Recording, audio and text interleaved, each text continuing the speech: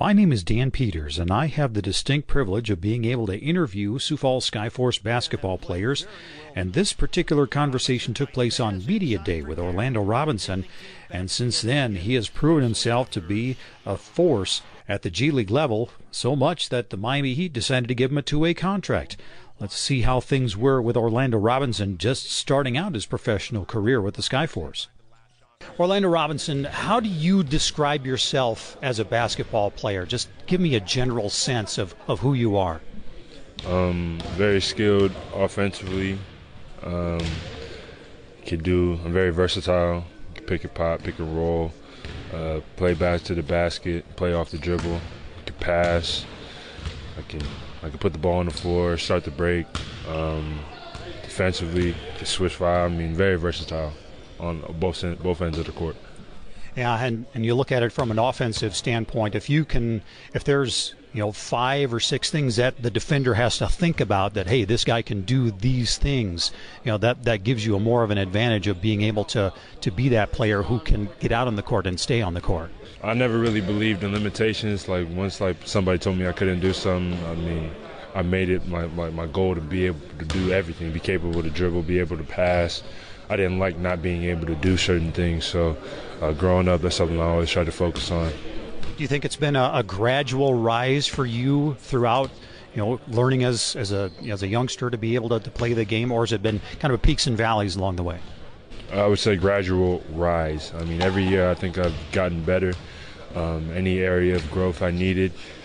Ever since college, I feel like I really improved.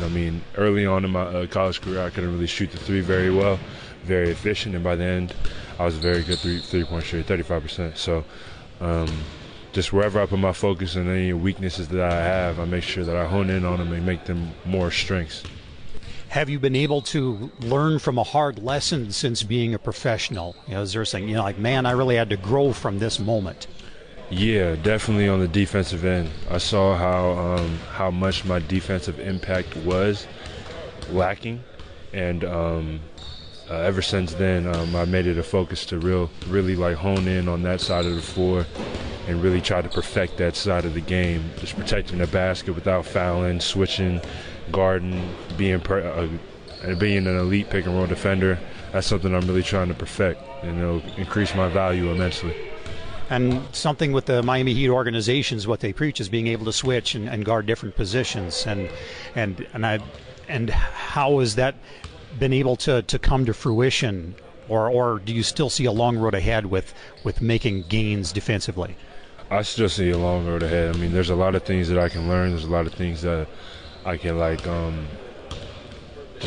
ask vets about, certain tricks and certain things to look out for, and some I will certainly do in the future.